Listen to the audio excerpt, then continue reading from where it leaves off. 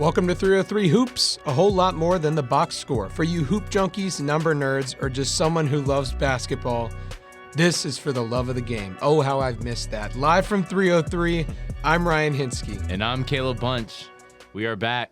After a strange week in which we, didn't have anything to do. Yeah, just it's like, what now? Football and basketball. Yeah. That is it.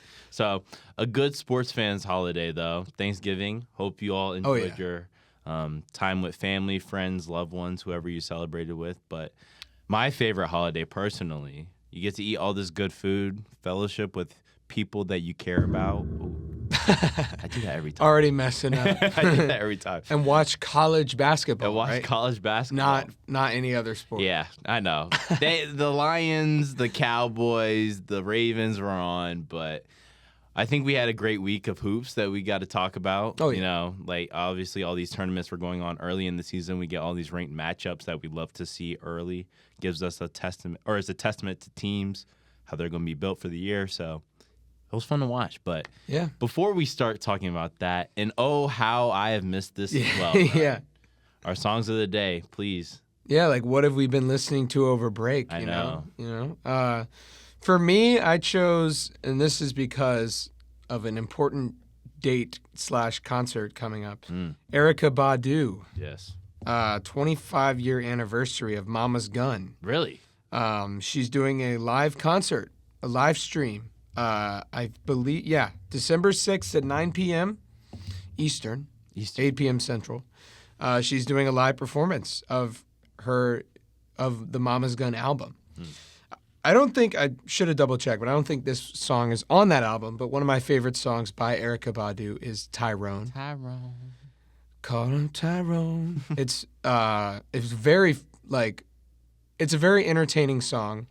I like the live version because the crowd really gets into it. Right. And she's talking about this, I assume, ex-boyfriend who doesn't give her anything and just takes and uses her money.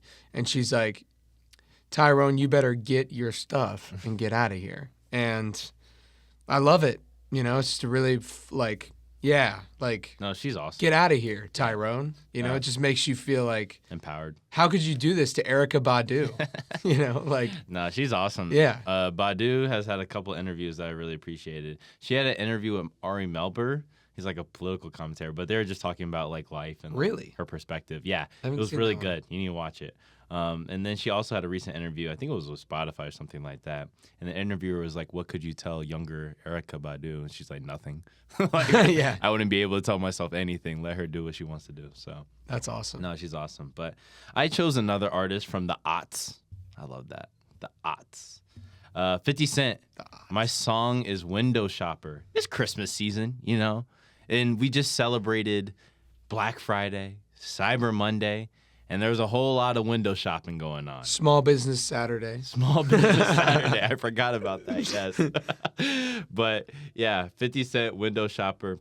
I love 50 Cent. That run he had in, the early 2000s from, 03 to 05, he had Get Rich, Die Trying. He had stuff with G-Unit come out. He had The Massacre. So, crazy run he was on. But I love 50 Cent. He just came out with a documentary, actually. On Netflix, so he's always doing something. Always something. Yeah. Always producing, whether it's music, docuseries or just movies in general. Mm-hmm. Super involved still with that media space and hip hop entertainment world. So love 50 Cent. Love what he's done. Love what he's doing. So great. But enough of that. It is time to talk about a specific team. You guys might have heard of them. They've been taking the NBA by storm. You see what I did there? The Thunder. The OKC Thunder people. That was great, dude. So, dude, what thoughts? Did you expect them to be this good? I know they had everybody come back from the championship, right? And if we're not mistaken, they're 20-1 to start the year. Yep. And their one loss was a 2-point loss to the Trailblazers during a road stretch where not everybody was healthy. So really one loss that you're okay with. But other than that, they pretty much dominated every other team. They just got Jalen Williams back. So Ryan, like thoughts on the Thunder so Yeah. far, like how they've looked, the continuity, how Daigneault's been able to coach them. Shea's playing amazing through 3 quarters of basketball because he's not even really playing that many fourth quarters. So No, they're just so far ahead. yeah, Yeah, I mean, he would be leading the league in points per game if it were close games. Yeah. I mean, it's ridiculous. And yeah, I think the headline here is that Jalen Williams is back. He's played 2 games, and in those games he's been averaging 13.5 points, 31 minutes a game, 6 rebounds, 6.5 assists. right. And he's coming off a broken wrist. Yeah. So it's like, obviously, there's going to be a little bit of like rust that he has to shake off because I don't think he's shooting great from the field. I think it's around like 33%, something like that. Yeah. So, But, if that number is sustained, he would be 5th on the team in scoring. yeah. Which Like, is it's their ridiculous. second best player. And it's like Aaron Wiggins is averaging 14. Who the heck is AJ Mitchell? I know. Santa Where did Barbara this guy come legend, from? apparently. But, Yeah, I need to do more of a deep dive on him. But 5 starts in 21 games, 15 points per game. yeah. And like, where did they find this guy? It's another player that they've just gone and found, and you go down the list and it just keeps going. It's Right. like Kenrich Williams would probably still play minutes on Yeah. like bad teams, like a lot of minutes on Yeah. bad teams. But here in OKC, he can only play 11 because there's that many. Yeah. It's probably The mostly depth fourth is quarter. ridiculous. Yeah, It's ridiculous. I mean, you just go down the line and it's like, where's the hole? Where's the counter? Yeah. Even if there's an injury, unless it's to Shea, I feel like Yeah. they're weathered. for There's the no storm. doubt that they can beat anybody. Yeah. And what's crazy to me is they haven't even, their lottery pick from 2 years ago, Nikola Topic, hasn't even played for them really. And that was a guy a lot of experts, especially in Europe, that were watching him dominate in FIBA basketball were really high on. Hasn't played a lot. And they're about to have another lottery pick this year because good old Clippers shipped off their whole future for obviously the infamous trade with Shea and Paul George. And now, based off of the way it's looking, they're going to not even just have a lottery pick, probably a top 5 pick, which we've talked about this plenty of times in one of the deepest draft classes we've seen in recent memory. So that's what's concerning to me. It's not only the fact that they've looked good so far, they're just getting back their second best player in my eyes. They have depth, and they're about to get more depth. And it begs the question, like, at what point does this stop, right? It's like you have an embarrassment of riches, and if we're being honest, and they're young. They're like the second youngest team to ever win a championship last year. Yeah. And it's like, at what point is it like the league steps in? Obviously, that's not going to happen just because it's like, they're not doing anything illegal or wrong. It's just they're good at basketball. They're just better than everyone else. And Sam Presti pulled off Yeah. the greatest trade of all time, it seems like. And It literally is. Yeah. At this point, it's the greatest trade of all time. And he's probably either going to ship all of those picks off for a superstar, which I don't even know how they're going to be able to do that if the league lets them do that, but I would not be surprised if that happens. Or they're just going to keep drafting and just replacing the guys that ultimately they're probably going to lose just because of like second apron or just money problems eventually with these contracts. But even then, with the contract stuff, you saw the news with Jalen Williams yesterday with like how he saved $48 million on him. Yep. So I don't know, man. The Thunder are looking ridiculous this year. It's hard for me to imagine them losing if it's not in like the conference finals. Yeah. Because they're going to be the 1 seed. That we know. They're going to play a team that battled out of the play-in. Yeah. Whoever that may be. And it has to go to OKC. They have to go to OKC to start. Yeah. That arena, that environment, that crowd.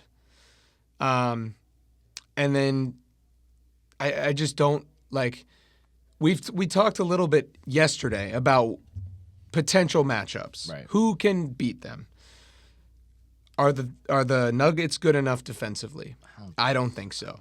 I personally do not think so. I don't think they can outscore this team. The Lakers, are they quick enough? I don't think so. Yeah. They're going to have issues.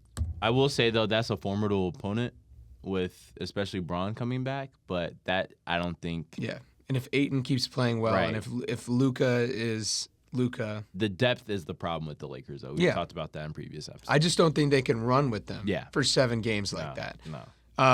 And then you have other teams like the Rockets who are still figuring things out. They might need a trade. Like, can any team do this without a trade? Yeah. I don't think so. I don't think so either. My best bet is the Rockets. I have a lot of confidence in that team because of how defensively sound they are when they all lock in and go moving as a unit, especially with Udoka at the helm, someone that is a basketball wizard. So I have a lot of faith in them as a team. And unfortunately, though, they're going to see each other pretty early on because they're not right now the 2 seed. They're pretty close with the Lakers, but they would see the Thunder in earlier round if they were both to advance as opposed to conference finals. So that I have a lot of faith in. I do think that the Spurs are a sleeper to give this team fits, not necessarily because of the fact that they're as good or as talented or as deep, but I think Wemby presents a lot of issues for the Thunder. And I think a lot of coverages you have to throw his way will be very difficult for Shet and Hartenstein to handle. And then they're also long, and they're also a younger team as well. Like, their guards are super quick. De'Aaron Fox, you have Castle, who's awesome or playing well this year as he did last year. And then Dylan Harper, who came out of the season on fire. So you have a lot of players that I think have capabilities to run with the Thunder. I don't know what that's going to look like on that roster for coverages, especially with the amount of scores that the Thunder do have and the lack of perimeter defense that the Spurs have. But I do think that they could give them some fits. And then also I think Timberwolves have played them well as you could have. They'd played them in the NBA Cup, and it was a closer game through 3 quarters. So those are a couple of teams that I'm throwing out there that may give the Thunder some problems or little issues early on in the postseason. But, yeah. I feel like I'm really washed right now because I'm trying to find, like, shooting luck because I feel like the Rockets would probably be near the top. Yeah. But I can't, like, I'm looking at the NBA's site, like advanced stats, and I forget which tab it was because that's how long it's been in my brain. But, it's like Tari Eason's shooting 55% from 3. Like, what are we doing? What's going on? Yeah. So I do feel like their numbers might be a little bit inflated, and I do think I would take the Lakers first because, honestly, because of Luka, and we talked about the Lakers a little bit 2 weeks ago, I think, and the thing about them was they play a lot of hero ball. They do. Well, I think that's probably the only answer to the Thunder, is that you're going to need to have some kind of astronomical scoring performance. Yeah, like every night, and that's how the Mavericks upset the Clippers in the bubble. That's kind of what they did when Luka was there before they really started to put things together and Jason Kidd started, like, building a actually good team until they threw it all away. Right. But I think the problem that I have with the Rockets is going to be Durant's health, and it's going to be players like Reed Shepherd and Jabari Smith. I know you're expecting a lot out of them. You got to have a lot from them. There's not a lot, like, on the bench. You've got, like, if one of them just isn't playing that well, you've got Aaron Holiday, Josh Okogie, who's played pretty well. Mm-hmm. But, like, I don't really trust that if the bread and butter of Şengün just, like, making every shot. Now, if Shet gets injured, maybe it's a little bit different of a story. Right. Şengün's just cooking in the paint. But the Thunder do such a good job, like, collapsing at the right time and making great defensive plays. I mean, they had, like... It's a unit. Like, didn't they break some blocks or steals record recently, last week? Yeah. For a single game. Like, they just swarm. I think it was like the Stocks record, like blocks and steals. Yeah, but I don't think you can swarm the Lakers when they're playing that very spread out open floor offense. Yeah. Where very little is played in the post. So... Yeah, I don't know, but I do think there is, like, hope for the NBA, like, just not being run by another super team. Right. But this, it's still hard for me to be like, oh man, it's annoying that the Thunder are like really good because they earned that. Right. And like they really built that team from the ground up. Draft capital that they used well, trades, like nothing of terms of free agent signings, really. When they were bad, it was like, some of the headlines would be like, oh, but they have 13 first-round picks through 2027. And I'm like, oh, by the time they get to 2027, they're going to be pretty good. Mm-hmm. Well, they've already won one. Yeah. And they might break the net rating record this season. Yeah. So, I don't know, but there's a lot of question marks about it. I do think they are beatable still, but I think it's gonna have to take the bracket. They're someone's gonna have to really challenge them in the second round, and then for the third round team to swoop in. And I think there's gonna be a lot of moving pieces and factors, but. Yeah, it's gonna be hard to beat them. No, I agree with you. I do understand where you're coming from, though. With it's going to take some astronomical performance. Yeah. And based off the numbers Luka's putting up, that's possible this year. It's averaging 35, 9 and 9 on 48% shooting. So it's ridiculous.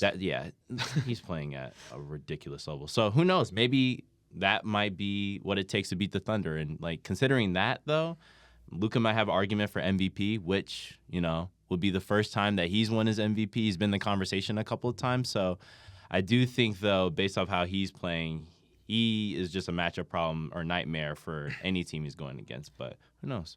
We got to answer that question, though. Yeah. The next first-time MVP. We got this question from my good friend Tripp. Thank you, Tripp, for your question. We're finally answering it.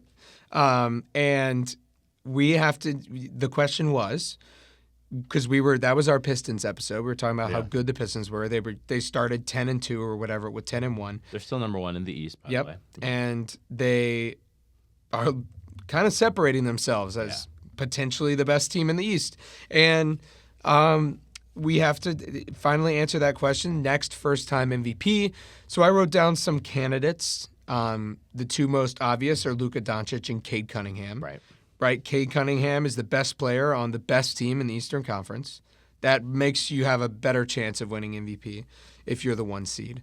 But Luka is just putting up numbers that we might have never seen before. Right. I also wrote down Victor Wembanyama. If neither of those two can get that MVP and Shea repeats, then maybe next season, who knows, maybe even this season. Yeah. Then Wemby is a good enough player already to win an MVP. Anthony Edwards, Jalen Brunson, Tyrese Maxey is a sleeper, I think. That if the Sixers somehow turn around next season and they're really good and they get another good player and they get some defensive pieces and they're finally playing well, like I know a Nick Nurse team can, then suddenly Tyrese Maxey's an MVP candidate because he's dropping insane. He leads the league in minutes and shot attempts per game as well. And he's efficient. High volume, high efficiency player. Which I honestly never really thought he would get to.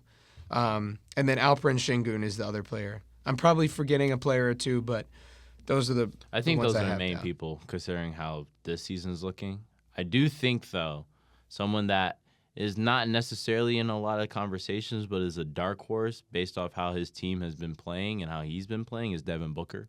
Somehow, some way. I knew you'd mention Devin Booker. Look, you look at that Suns roster, and I have question marks all over the place. But somehow they are in the playoff picture right now. They'll come down to earth. I don't get Colin it. Gillespie can't continue. Yeah, Colin Gillespie's playing 30 minutes for a team that just beat the Lakers, who we said is the number 1 threat to the Thunder, potentially. And Grayson Allen's an elite 3-level scorer this season. What is going on? They are in the playoffs right now. D-Book is playing out of his mind this year. And, I mean, he's always been in conversations of, that tier below MVP. He's always a great supporting cast member that people have looked at as an elite scorer who can be efficient and then also be a great player to get other people open looks as well because of the gravity that he brings.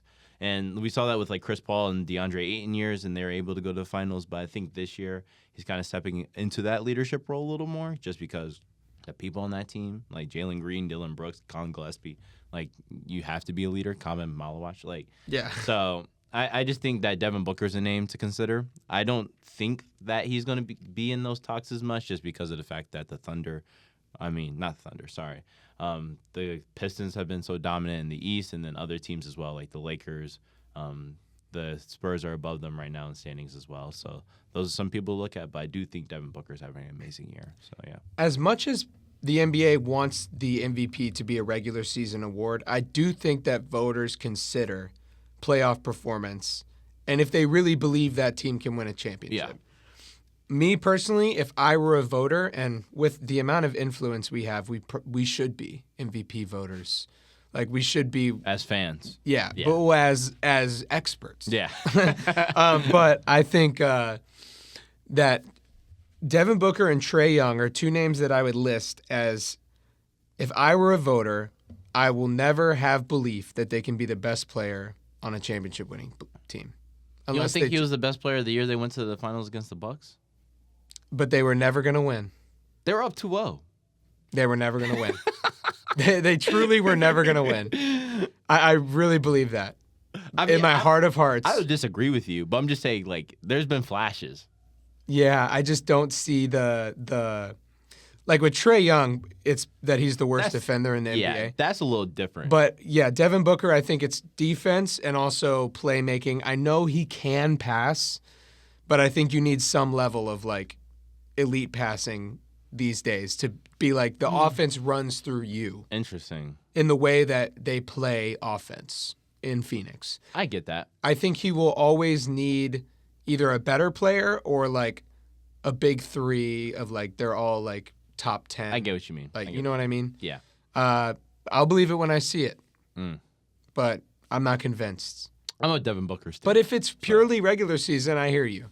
I just don't think they'll finish top 4 seed in the West. I just don't think – I don't know. It's hard for me to, like, grasp that because of the fact that when you have people that put up these astronomical numbers in the regular season but don't necessarily produce in the postseason, like, is that an indictment on them not producing in the postseason, or is that just a testament to how great they were in the regular season?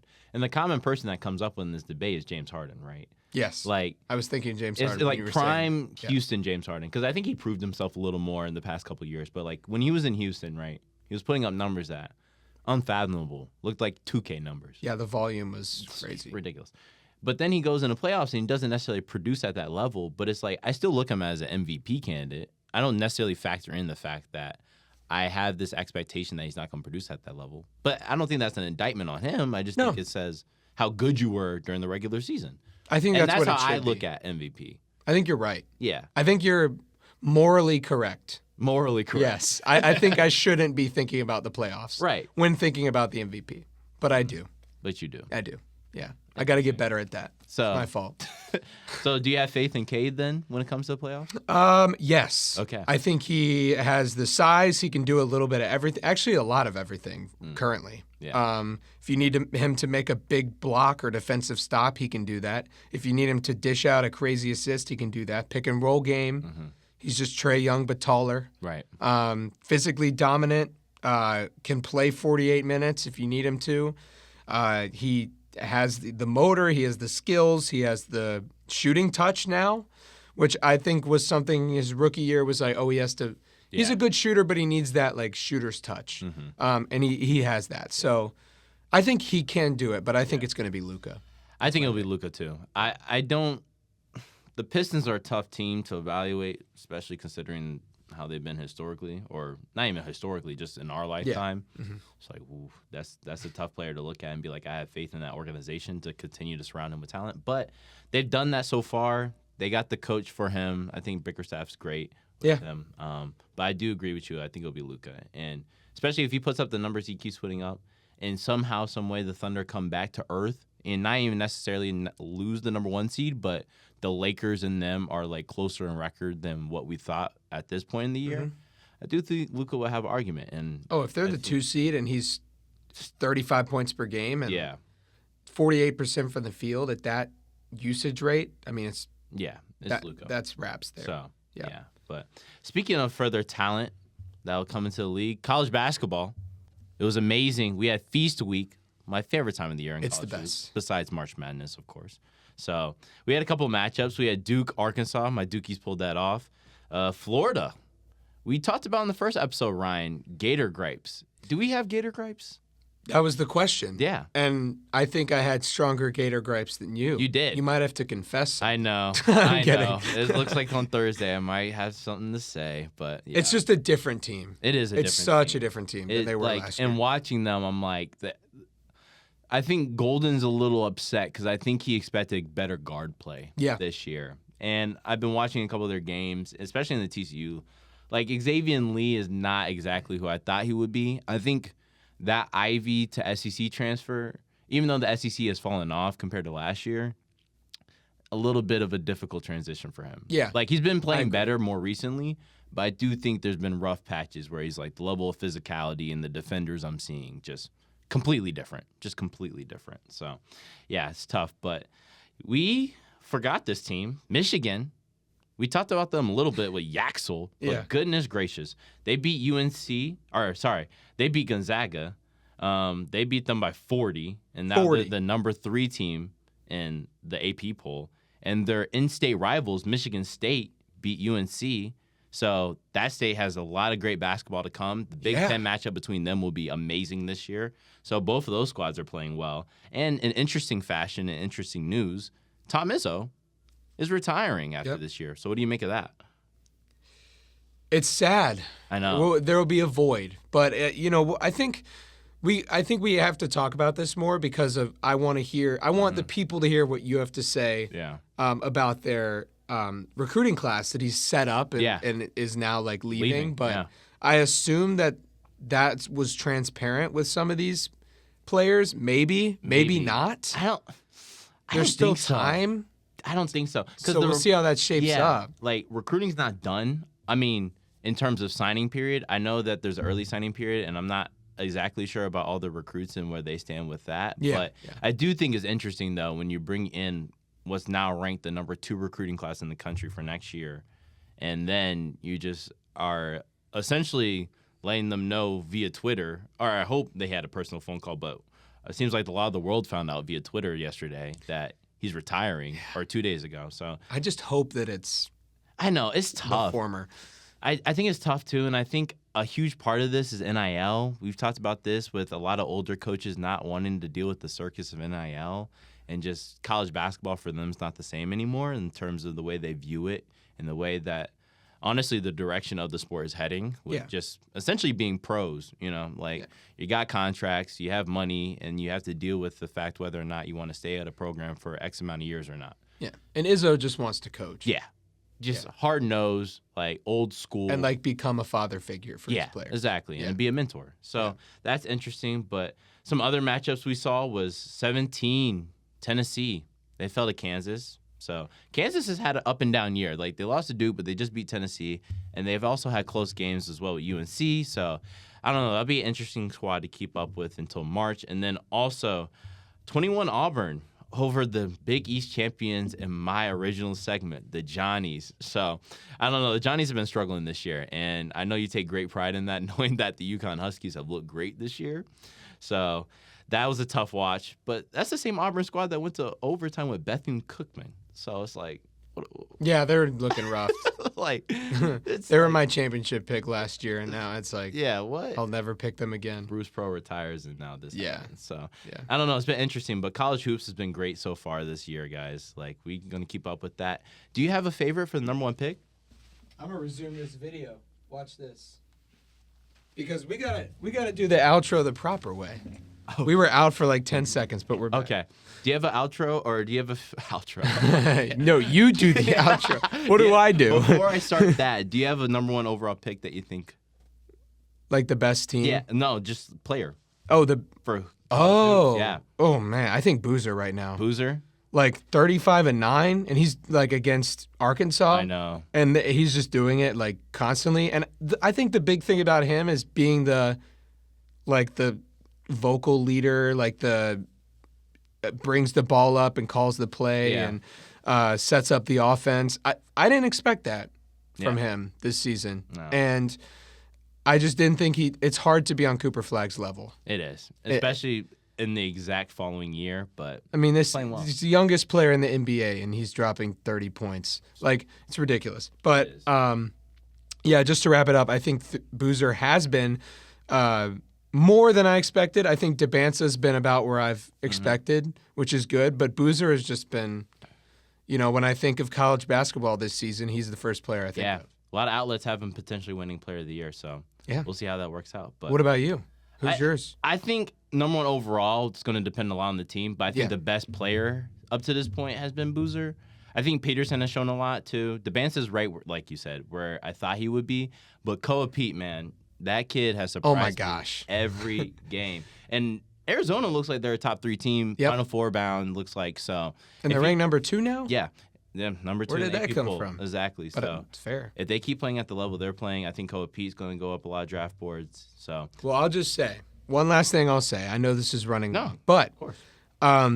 This NBA draft is going to be so fun to cover because just like you said, it depends on who has the first pick. Yeah. And it depends who has the second pick. I think there's going to be more draft picks that are fits than ever before, and that's going to be so fun to talk about because I don't like that. Like sometimes the team just takes the best player when they need the best player. Right. I get it, but a lot of these players are so close in like upside that if I were an NBA team, I'm really looking at fit. Yeah, it's like you can mix and match, put people in different systems and like be fine with that because of the fact that, like you said, their upside is so high for a lot of these prospects. That's like we're fine with taking a guy who is number 2 on our draft board versus number 3, et cetera, right? So it'll be interesting to see. And a lot of teams that I think could have like, I don't know, like interesting picks, right? The Pacers.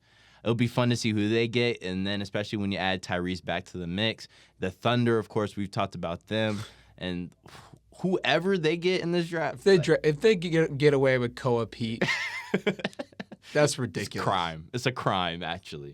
So there's going to be a lot of teams I think will be interesting to see how the rest of their season shakes up, like the Clippers, because of the fact that the Thunder have their picks. So I don't know. We have a lot of hoops to cover, but more excited than ever. So, yeah. Every Tuesday and Thursday, tune in here. This has been 303 Hoops. Until next time.